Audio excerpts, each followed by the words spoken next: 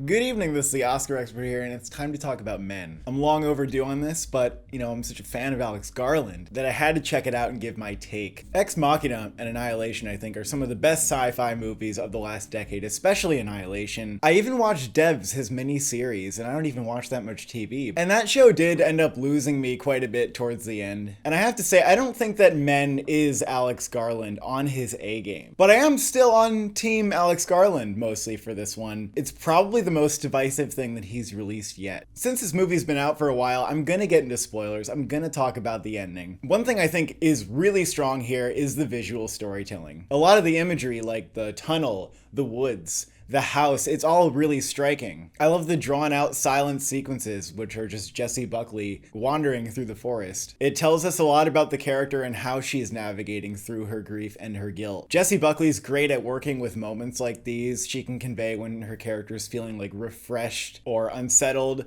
Moments like her in the tunnel, I think, speak to her character wanting to reach that little point on the horizon, the end of the tunnel, wanting to emerge from this dark period in her life. And the cinematography is just thoroughly gorgeous in this movie. The colors are so vibrant, and I love the score as well. It even samples Jessie Buckley's own vocals, which is very unsettling. Jeff Barrow and Ben Salisbury are doing some of the best film scoring work in Alex Garland's movies. Rory Kinnear is also great in his many roles. I really like the character of Jeffrey. I think we need to give him a spin-off. I like how he's inviting, but also like kind of jittery and scary. And the ending to this movie was just bonkers in all the ways that I wanted it to be from Annihilation. Now, a bonkers ending for the sake of being bonkers alone wouldn't really suffice, but I actually found it easier to be able to tell what Alex Garland was going for in those final moments than even Annihilation. That took me like another watch to really wrap my head around it. But as I sat with this movie after it ended and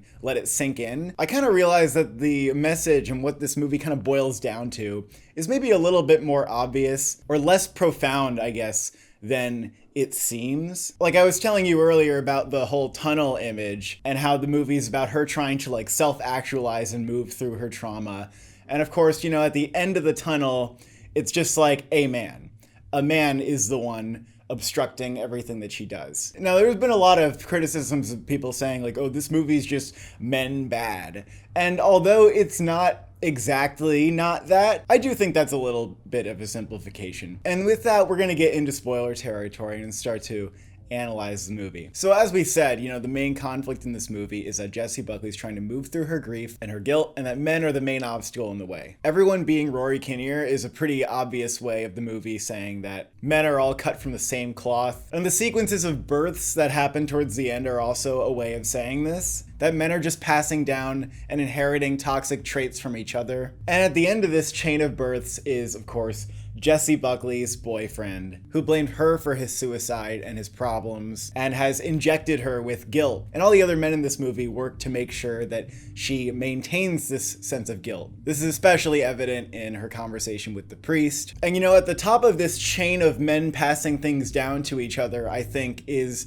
the iconography, the Christian shit, a lot of Adam and Eve shit going on here. And then I looked up the stone guy is called the Green Man, and on the other side of the stone guy is the Sheila na gig. I think the broader purpose of these symbols is that Alex Garland is trying to communicate that these stories and these artifacts are embedded with patriarchal beliefs. These are the narratives that society holds, and of course they're going to pass down. Although the Sheila na gig, when looking it up, has a lot of different meanings and nobody knows exactly what it was for, so I'm not really sure what we're supposed to make of that. But the Green Man symbols rebirth and renewal, and the Sheila na gig, she's got the vagina thing going on, and that image was obviously reflected when everyone was coming out of all the guys' vaginas. I mean, there's something birthy going on here for sure. And I think the Adam and Eve imagery and her eating like the apple resembles that story, because Jessie Buckley as the Eve character is the one who like commits the original sin. I guess in this movie, the sin that she's made to feel that she has committed is that she abandoned loyalty to her boyfriend for the sake of her own health and well-being. But I also think that there might be a parallel between the color of the apple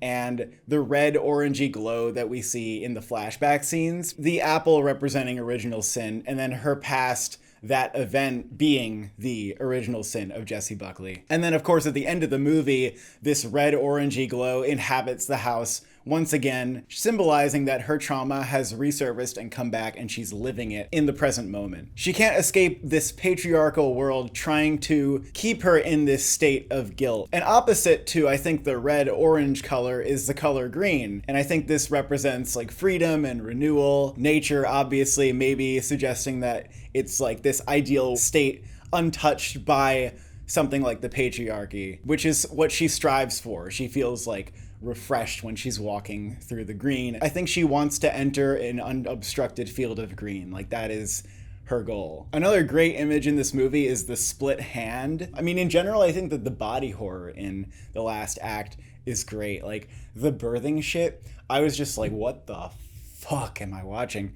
And that's great. Like, why wouldn't I like that? I don't understand watching this movie and being like, boo, this sucks. At least, like, they're giving you something crazy. Anyway, the injury to this guy's hand at the end with the knife resembles, of course, the injury that her boyfriend got after jumping off the building and how his wrist was impaled on the railing. So even though Jessie Buckley stabs the arm in self-defense, the arm like kind of pulls itself back as if she was the one who gave it the injury, but really like they kind of did it to themselves. So I guess, you know, the movie is just showing how Jessie Buckley is struggling to free herself from the guilt of her past because the men in the world are maybe even unconsciously ensuring that she has this patriarchal belief that she's responsible for a man's pain. Her ex thought that he could convince her that she owes her love to him, but she didn't buy it. And the film's view, you know, stated pretty clearly in the end by the boyfriend himself, is that men want to prey on women's love. And so they have to actively stand in opposition to women gaining independence from the patriarchy so they can keep them feeling guilty and shameful so that they can have the love. I think that's what this movie's saying, and it actually kind of reminds me of Mother. Some important lyrics from the song that bookends this movie: until you give your love, there's nothing more that we can do.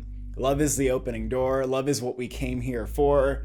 No one could offer you more. But the movie actually kind of has a happy ending for the main character when she meets up with her female friend who is pregnant. And I think that this end kind of shows that maybe there's this future that the women will lead each other into, and like for once the women will be the ones doing the real birthing into the future and passing those values on instead of men leading the way. One of the bigger criticisms levied against this movie that I am kind of sympathetic to is that Jessie Buckley's character just is her trauma, and she doesn't really have that much of a personality outside of that. I would push back on that a little because I think the movie's also trying to suggest that she is resilience. But yeah, the character's not that memorable or fleshed out, though. I think it can work in a movie that is so elemental that a character is this bare. Because if you're going to make a movie that's a psychological drama about somebody navigating their trauma, I think maybe it's okay that the character is like 75% their trauma. But ultimately, I don't find the message that this movie is trying to communicate to be as valuable as, you know, Ex Machina or Annihilation. And there's something maybe slightly cringy about the whole thing too. Like, the movie's conclusion about men, I don't think is the most original, and it comes across a little as like Alex Garland trying to be a good like feminist guy. And Annihilation and Ex Machina have also been praised by some people as being like pretty feminist, but not really in a way where it seems like they're trying super hard to be. And this movie seems like it's trying a little bit harder, and I wouldn't necessarily have a problem with a movie that's trying to be feminist. But I think the way that this movie does it is like, trust me, women, I get it. I understand the problem that men are having. But overall, I did really like this movie. I liked picking it apart and breaking it down. I feel that the experience actually was pretty scary. I love the visuals. Jessie Buckley and Rory Kinnear were really great. I think this movie's like maybe an 8, maybe 7, but maybe an 8. Thank you for watching. Thank you for subscribing. How did the men in your life make you feel?